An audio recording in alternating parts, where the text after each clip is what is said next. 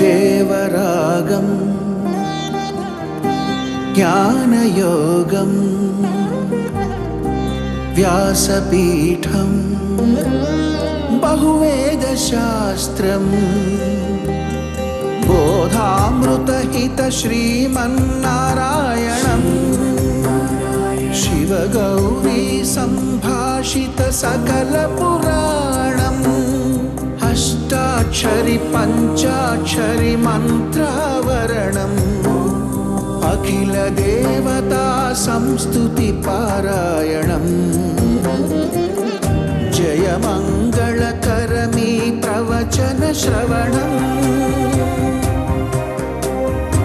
అనుదినము శుభము సుఖము జీవన గమనం దేవరాగం జ్ఞానయోగం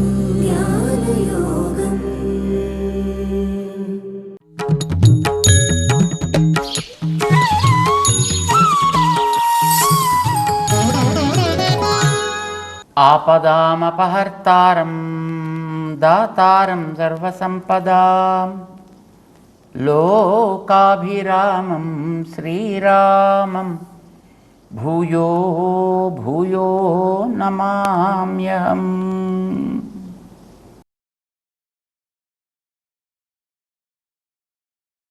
జై శ్రీమన్నారాయణ. ప్రియ భగవద్బంధువులారా, చేసే కార్యం ఏదైనా దానిని సరి అయినటువంటి అవగాహన కలిగి చేస్తే అది ఇచ్చే ఫలితం వేరు. అవగాహన రహితంగా చేసే పని ఇచ్చేటువంటి ఫలితం పని ఒకటే, కానీ దానిని గుర్తించడంలో దాని యొక్క ఫలితములు వేరువేరుగా ఉంటాయి. దాని ఎందుకు మనకు కలిగిన అవగాహనని బట్టి దాని ఫలితములు వేరువేరుగా ఉంటాయి. తినేది మనం తిండి ఆహారం తింటాం కదా, దీన్ని సరదాగా టైం పాస్ అనుకుంటూ తిన్నాం అనుకోండి, అప్పుడు అది టైం పాస్ కొరకే పనికొస్తే మళ్ళీ ఆకలి మళ్ళీ వేస్తూ ఉంటుంది. ఆకలి తీర్చేది అనుకున్నాం అనుకోండి, అది పొట్ట వరకు పనికొస్తుంది. ఇది యజ్ఞము అని తిన్నాం అనుకోండి, అది ఆరాధన రూపాన్ని పొందుతుంది. ఇది భగవత్ ప్రసాదము అని తిన్నాం అనుకోండి, 10 మందికి పంచాలని అనిపిస్తుంది.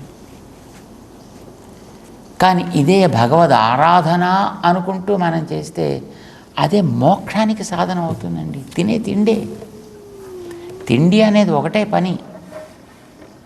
ఇది నాస్తికుడు చేసినా, ఆస్తికుడు చేసినా, వేదాంతి చేసినా, మరొకటి చేసినా తిండే. కానీ ఆ తిండి వెనక పెట్టిన భావనని బట్టి అది మనకిచ్చే ఫలితం ఉంటుంది. ఈ మనకి భగవంతుడు చెప్పేటటువంటి మాట 24వ శ్లోకం 9వ అధ్యాయంలో చాలా అద్భుతంగా భగవంతుడు చెప్తున్నాడు. అహం హి సర్వయజ్ఞానాం భోక్తా చ ప్రభురేవ చ నతు మాం అభిజానంతి తత్వేన అతః చ్యవంతి తే. అహం హి సర్వయజ్ఞానాం భోక్తా చ. యజ్ఞభోక్త ఎవడు ఏ యజ్ఞం చేసినా ఎవడికి చెందుతుంది అది? యజ్ఞో వై విష్ణు. యజ్ఞం అంటే విష్ణువే. దాన్ని తప్పించి మరొక పేరు ఏది పెట్టినా అది మనం దాన్ని గుర్తించక తప్పుదారి పట్టాము అని అర్థం. యజ్ఞో వై విష్ణు యజదేవ పూజాయాం అంటారు ధాతు.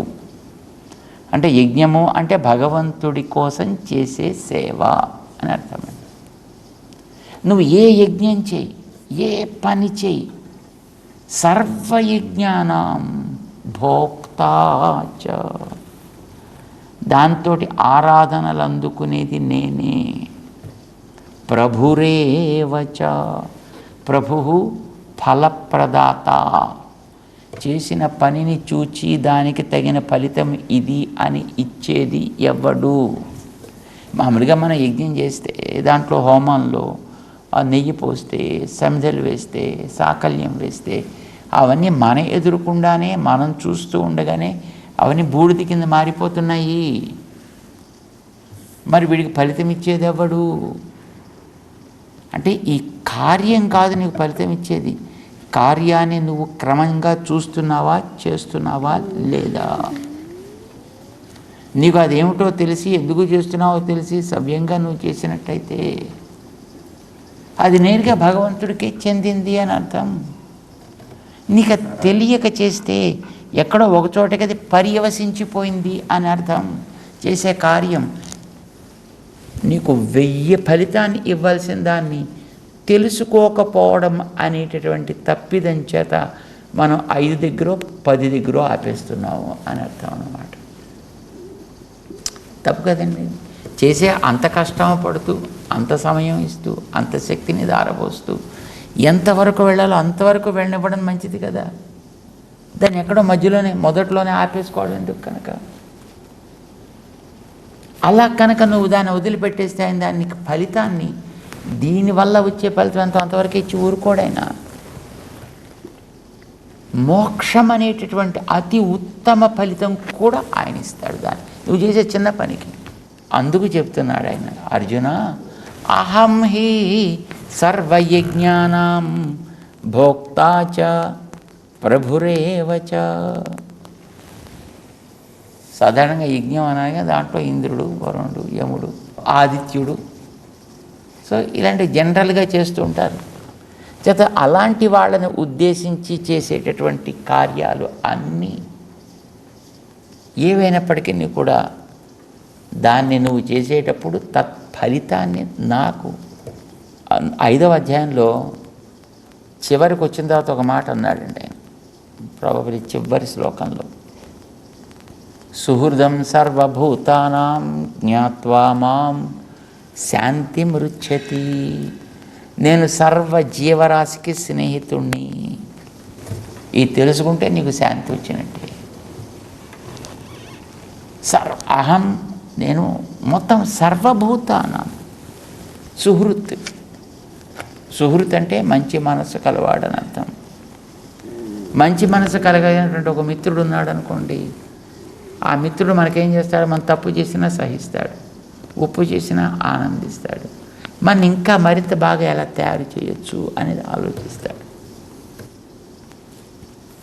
సో ఇది వ్యక్తుల విషయంలో చెప్పాడు. ఇప్పుడు చేసే క్రియాకలాపాల విషయంలో చెప్తున్నాడు అనమాట. అహం హి సర్వ యజ్ఞానాం భోక్తా చ ప్రభురేవచ. నువ్వు ఏ పని చేసినా, నువ్వు ఎవడి కోసం చేసినా, ఎలా చేసినా, చూడండి, బలిచక్రవర్తి ఇంద్రుడి కోసం చేసినా అది ఆయనకి మోక్ష సాధనమైంది. ఇంద్రుడనే పేరుతోటే చేసాడు ఆయన, కానీ ఇంద్రుడి కోసం చేయలే. ఇంద్ర అంతర్యామి అని భగవంతుడి కోసం చేసాడు. ఎందుకంటే వేదం చెప్తోంది, ఒక క్రమం చెప్పింది, ఏదో ద్వారపాలకుల కింద, దిక్పాలకుల కింద ఇంద్రాదుల్ని పెట్టుకోవాలను అని పట్టుకున్నాడు ఆయన. కానీ ఇంద్రాయ ఇదన్నమమా అంటే అది కేవలం ఒక ఇంద్రుడికి మాత్రమే పెడుతుందని ఆయన అనుకోలే. ఇంద్రాంతర్యామి అయినటువంటి పరమాత్మకి అగ్నిలో పోస్తున్నాడంటే అగ్ని దేవతకి పెడుతుంది అని ఆయన అనుకోవట్లే. అగ్ని అంతర్యామినే నారాయణాయ నమః. అగ్ని అంతర్యామి కూడా నారాయణ పెడుతుందని తెలిసి చేస్తే అది మోక్షం. అదే పని తెలియక చేస్తే అది మనకి దుఃఖావహం అవుతుంది. అహం హి సర్వయజ్ఞానాం భోక్తా చ ప్రభురేవచ. నేనే అన్నిటికీ కూడా ఫలభోక్తను, వాటిని స్వీకరించేవాడిని నేనే. నువ్వు ఏ పేరు పెట్టు, ఏ దేవత పేరు పెట్టు చేయి, కానీ స్వీకరించేవాడిని నేను. నతు మాం అభిజానంతి. వాడు నన్ను స్పష్టంగా తెలుసుకోవటం లేదు. తత్వేన, ఆ తెలుసుకోవడం కూడా ఎలా తెలుసుకోవాలో చెప్తున్నాడు ఆయన. నతు మాం అభిజానంతి తత్వేన. తత్వేన అని ఉన్నవాడిని ఉన్నట్టుగా అని అర్థం. ఉన్నవాటిని ఉన్నట్టుగా తెలియడం ప్రధానం కాదు, ఉన్నది ఉన్నట్టుగా తెలియడం ప్రధానం. తాత్విక జ్ఞానం అంటాను దాన్ని, తత్వజ్ఞానం అంటాను దాన్ని. చేత నన్ను ఎవడైతే తత్వ స్వరూపంగా తెలుసుకుంటాడో, యథాతథంగా తెలుసుకుంటాడో వాడు తరిస్తాడు. తెలుసుకోడు చ్యవంతితే అతః చ్యవంతితే, వాడు ఎంత ఎత్తే దిగినా తిరిగి అక్కడి నుంచి వాడు జారిపోక తప్పదు. నహుషుడనేవాడు గురించి మనం గతంలో విని ఉంటాం. పాపం చచ్చేట్లుగా శ్రమపడి యాగాలు గట్రా చేసి స్వర్గలోకంలో ఇంద్రుడై కూర్చున్నాడు. ఇంద్రుడు పదవి ఇచ్చాడు ఈయనకి, కానీ ఆ ఇంద్ర పదవిలో తాను సాగించేటటువంటి దౌర్జన్యాల కారణంగా, తను చేసేటటువంటి దారుణాలకి కారణంగా పాపం ఋషులకి కోపాలు వచ్చాయి. సప్త ఋషులకి కోపం వచ్చింది. పల్లకి ఎక్కించుకొని మీరే మొయ్యండి అన్నాడు వాడు తన గర్వం చేత, పదవి గర్వం చేత. పోనీ సరే ఏదో చెప్పాడు కదా, పోనీ సరే మోద్దామని పాపం మోసుకోడు వెళ్ళడం ప్రారంభం చేస్తే అతనికి ఉండేటువంటి త్వర అతిశయం చేత, తొందరపాటుతనం చేత సర్ప సర్ప అన్నట్టు. సర్ప అంటే సాగు సాగు ముందుకు త్వరగా అని అర్థం, సాగమని అర్థం. ఇలాగా ఆ ముందర ఆయన తన్నిన వాళ్ళల్లో ప్రధానమైనటువంటి వ్యక్తి మహానుభావుడు అగస్త్య మహర్షి వాడున్నాడు అక్కడ. అతన్ని తన్నాడు, తన్ని సర్ప సర్ప త్వరగా. కోపం వచ్చింది. సర్ప సర్ప నువ్వు సర్పమే కా అన్నాడు ఆయన. అంతే, అక్కడ దాకా వెళ్ళి కష్టపడి చేసినటువంటి ఆ కార్యం కాస్త నాశనమైపోయి చ్యవంతితే, అక్కడి నుంచి మొత్తం జారిపోయాడు. అంతే, మొత్తం లోకల్లోకి వచ్చాడు. మళ్ళీ ఒక కొండ చిలువై పడ్డాడు. కృష్ణావతారంలోనే మనకి కనిపిస్తాడు. తర్వాత ఇంద్ర పదవి దాకా వెళ్ళినటువంటి వ్యక్తి తనకు వచ్చినటువంటి పద గర్వం చేత, తనని తాను మర్చిపోవడం చేత, తన చుట్టూ ఉండేటువంటి వ్యక్తులని మర్చిపోవడం చేత ఏది చేసినా భగవంతుడికి చెందుతుంది అని తెలిసి పాప మఠమడ యజ్ఞాలు చేశాడు. అక్కడ దాకా వెళ్ళాడు. వెళ్ళిన తర్వాత మర్చిపోయి తన యొక్క అధికార దర్పంతో వాళ్ళని తన్నాడు. ఫలితాన్ని పొందాల్సి వచ్చింది. మళ్ళీ సర్పమై పెద్ద కొండ చిలువ భూమి మీద పడాల్సి వచ్చింది. మళ్ళీ ఎవడైతే తాత్వికంగా తన్ని తెలుసుకోకుండా చేస్తాడో వాడికి తాత్కాలిక ఫలితాలు ఏర్పడ్డప్పటికీ కూడా తత్వేన, తాత్వికంగా సక్రమంగా కనుక తెలుసుకోగలిగితే ఉన్నవాడిని ఉన్నట్టుగా వాడు బాగుపడతాడు. ఏం తెలుసుకోకపోతే అతః చ్యవంతితే. ఇప్పుడు ఈ రకమైనటువంటి ఆర్గ్యుమెంట్ వల్ల, ఈ రకమైన అజ్ఞానం వల్ల, ఇలాంటి మూర్ఖత వల్ల, ఎక్కడో ఒకళ్ళకే పరిమితం అయ్యేటట్లుగా దాన్ని ఏ దేవతకో పరిమితం చేసి చేయటం వల్ల చ్యవంతితే, వాళ్ళ స్థానాల్లోంచి వాళ్ళు కాస్త భ్రష్టులవుతారు. మనకి శాస్త్రాలు చెప్తున్నాయి. న సంపదాం సమాహారే విపదాం వినివర్తనే. మనకి ఏదైనా సంపదాం సమాహారే, ఏదైనా కొత్త కొత్త సంపదలు మనకి కావాలి అన్నా, విపదాం వినివర్తనే, మనకు అవసరం లేదనుకున్న వాటిని మనం వదిలిపెట్టాలి, మన నుంచి దూరం కావాలి అని అనుకున్న, సమర్థో దృశ్యతే కశ్చిత్ తం వినా పురుషోత్తమం. సమర్థుడైన వాడు ఎవ్వడు వేరే లేడయ్యా, ఒక్కడే మనకి ఆ పని చేసి పెట్టగలిగిన వాడు ఎవడు? పురుషోత్తమం. తం వినా పురుషోత్తమం సమర్థో దృశ్యతే కశ్చిత్. సమర్థుడైన వాడు ఎవ్వడు ప్రపంచంలో మరొకడు కాడు సుమా. తాత్కాలికంగా ఏదో చేస్తాడు, ఒక్కొక్కడు హాని కలిగిస్తాడు, ఒక్కొక్కడు లాభాన్ని కలిగిస్తాడు, ఒక్కొక్కడికి హాని కలిగిస్తాడు, ఒక్కొక్కడి లాభం కలిగించవచ్చు. కానీ అవన్నీ కూడా తాత్కాలికములే అవుతాయి. దాంతో జారిపోతారు వాళ్ళు. ఇది పాపం వాళ్ళు బాధపడుతున్నారన్నమాట. మనకి మహర్షులు చెప్తున్నాడు విష్ణు పురాణం లాంటి గ్రంథాల్లో, నహి పాలన సామర్థ్యం ఋతే సర్వేశ్వరం హరిం. సర్వ ఈశ్వరుడైన అందరినీ నియమించగలిగినటువంటి వాడు పేరేమి? హరి. ఏమిటి హరి అంటే? హరణాదేవ దుఃఖానాం హరిరిత్యభిధీయతే. హరణాదేవ దుఃఖానాం, దుఃఖములన్నిటినీ పోగొట్టగలిగినటువంటి వాడు కనుక అతనికి హరి అని పేరు. అంటే దుఃఖ నివారణము, ఇష్టప్రాపణము, ఇవి రెండూ చేయగలిగినటువంటి వాడు ఆయన తప్ప వేరొకడు లేడు. దుఃఖాన్ని హరతి ఇది హరిహి అని అంటారన్నమాట. ఇలాగా సర్వేశ్వరుడు ఆయనే, దుఃఖ దూరుడు, దుఃఖాన్ని దూరం చేసేవాడు ఆయనే. ఆయన హరి. అందుకోసం మనవాడు వేదం చదివేటప్పుడు హరి ఓం ఆరంభం, మళ్ళీ అంతం చేసేటప్పుడు హరి ఓం. ఏమిటి అర్థం? ఈ హరి శబ్దముతో తెలిసేవాడే ఓంకారవాచ్యుడు. ఎవడు ఓంకారవాచ్యుడు? ఓం ఇత్యేకాక్షరం బ్రహ్మ వ్యాహరన్ మాం అనుస్మరన్ అని గతంలోనే చెప్పుకున్నాడు ఆయన క్రిందటి అధ్యాయంలో. ఓం అనే అక్షరము తెలిపేది నన్నే అన్నాడు ఆయన.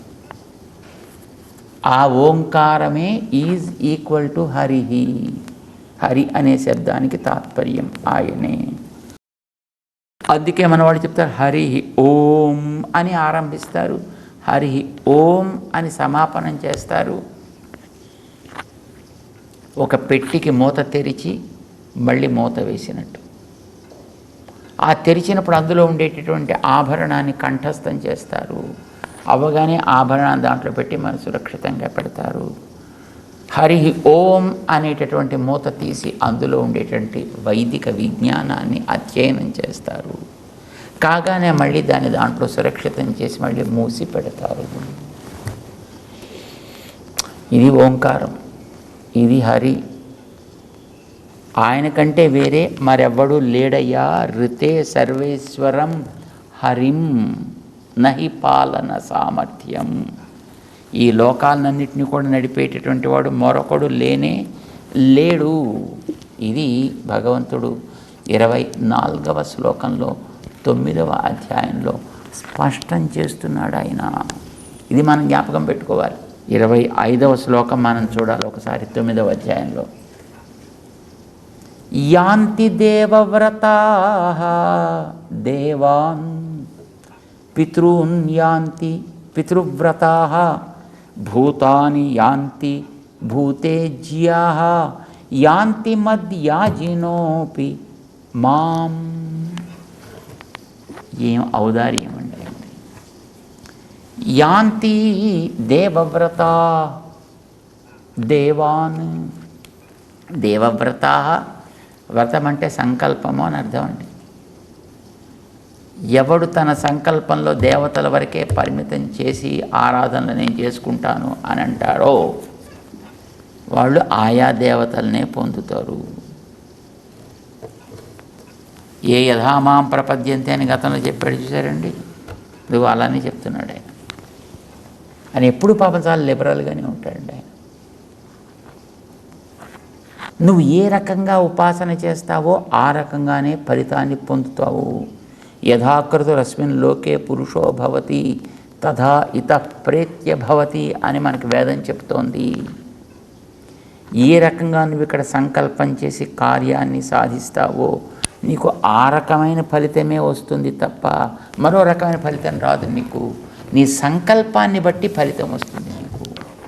నీ సంకల్పం మంచిదైతే మంచి ఫలం వస్తుంది, నీ సంకల్పం చెడ్డదైతే ఆ ఫలితమే వస్తుంది నీకు. నువ్వు ఎవరిని ఆరాధన చేసినా ఇది తదంతర్యామి అని భగవంతుడి దాకా చెందుతుంది అని చేస్తే అది భగవంతుడికి చెందుతుంది మోక్షం. లేదు నువ్వు అక్కడికే ఆపి చేస్తే అది అక్కడికే ఫలితాన్ని ఇస్తుంది. అలా ఇచ్చేటట్టుగా నేను చేస్తానయా అని గతంలో చెప్పాడు ఆయన. దాన్ని ఇక్కడ మళ్ళీ చెప్తున్నాడు. పితృదేవతల కోసం మాత్రమే. ఇప్పుడు మనకి శ్రాద్ధ కర్మలు అవి చేస్తుంటారు, తర్పణాదులన్నీ చేస్తుంటారు, పిండ ప్రధానాదులన్నీ చేస్తుంటారు. ఇవన్నీ కూడా పితృదేవతల్ని ఉద్దేశించి చేసేటటువంటి కార్యక్రమాలు. నిజానికి పితృదేవతలను ఉద్దేశించి చేసే కార్యక్రమాలు భగవంతుడి యొక్క ఆరాధన అనుకుని వీళ్ళ ద్వారా అది భగవంతుడికి మనం చెందిస్తున్నామని చెయ్యాలి నిజానికి. కానీ పాపం కొంతమంది అలా తెలియక భగవంతుడు కూడా పక్కన పెట్టి ఈ పితృదేవతల కోసం మాత్రమే చెయ్యాలి అని అక్కడికి ఆపేస్తుంటారు. అది ఫలింపజేసేవాడు ఆయనే, కానీ వీడి సంకల్పం ఆయన దాకా లేదు కనుక దాన్ని అక్కడ దాకా ఆయన స్వీకరించడు. ఎక్కడ దాకా చేశాడో అక్కడికే. సరే, నువ్వు ఆ ఉపాసన చేస్తున్నావు కనుక నువ్వు పొందే స్థానం అదే. కనుక యాంతి దేవవ్రతాః దేవాన్, ఏ దేవతని పూజ చేస్తే నువ్వు అక్కడికి వెళ్ళి పొందుతావు. నువ్వు ఇంద్రుని చేయి ఇంద్రలోకానికి పోతావు, రుద్రుని చేయి కైలాసానికి పోతావు, బ్రహ్మలోకం చేయి బ్రహ్మలోకానికి పోతావు.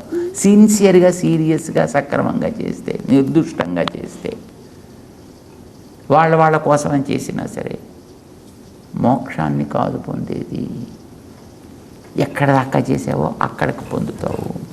పితృన్ యాంతి పితృవ్రతాః, పితృదేవతల్ని పూజ చేసేవాళ్ళు ఉంటారు కొంతమంది, దేవతల్ని పూజ చేసేవాళ్ళు కొందరు ఉంటారు. దేవతల్ని చేసేవాళ్ళు దేవతల దగ్గరికి పెడతారు, పితృలని పూజ చేసేవాళ్ళు పితృలోకాలకి మాత్రమే పెడతారు. అక్కడికి వాళ్ళు అక్కడే ఉంటారు. భూతాని యాంతి భూతేజ్యాః, కొంతమంది భూత గణములని ఆరాధన చేస్తారు.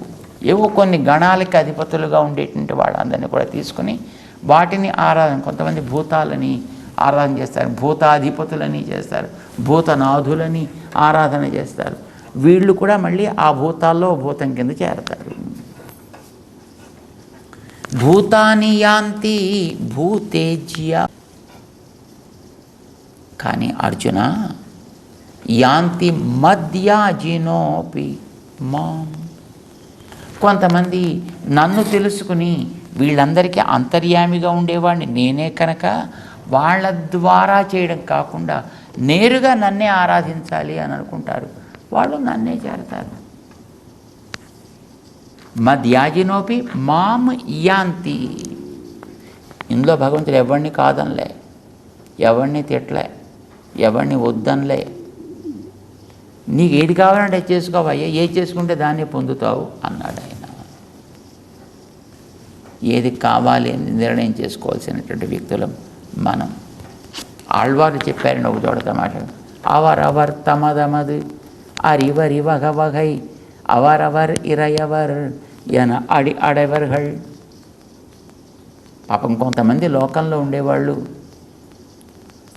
వాళ్ళకి ఎవడెవడు ఏ దేవతగా వాళ్ళు కనిపిస్తారో, లేదు వాళ్ళ అవసరానికి ఎవడెవడు ఎప్పుడెప్పుడు ఎక్కడెక్కడ వాడికి తగులుతారో, అవరవర్ వాళ్ళకి చెందినటువంటి ఇరయవరి ఎన అడెవర్கள், వీళ్ళే మాకు దేవతలు, వీళ్ళే మాకు ప్రభువులు, వీళ్ళే మాకు సర్వేశ్వరులు, వీళ్ళే మాకు పరమాత్మలు అని వాళ్ళనే పట్టుకుని వాళ్ళు ఆరాధనాదులు చేసుకుంటూ ఉంటారు.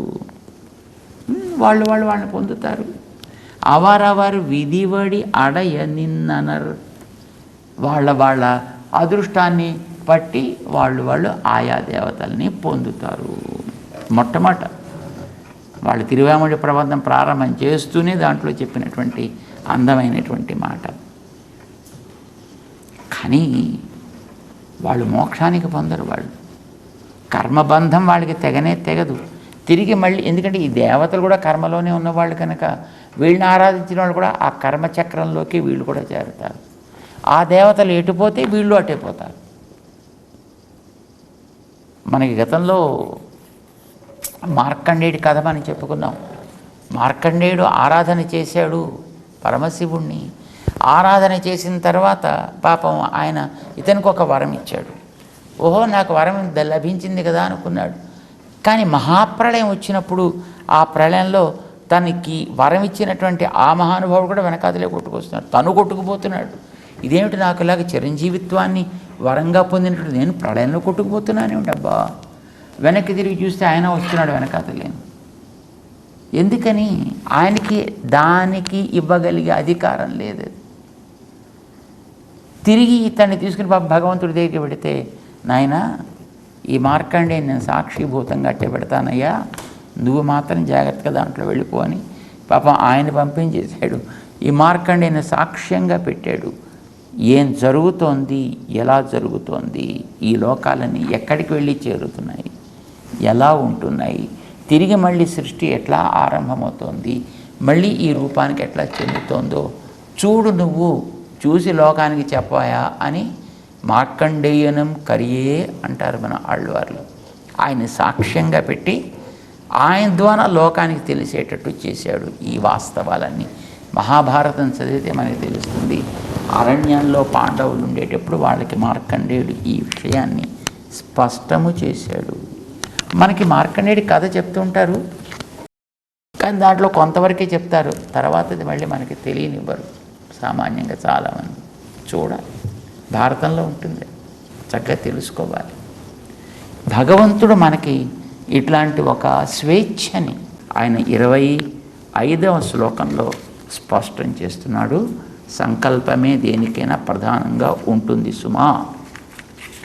సరే, మేము వాళ్ళని చేయమయ్యా, నీ దాకా చెందుతుందని తెలుసుకుంటాం, నిన్నే చేస్తాం అనుకో, నువ్వు మాకు కావాల్సినవన్నీ ఇవ్వగలుగుతావా? మేము నిన్ను అంత బాగా చేయలేవేమో.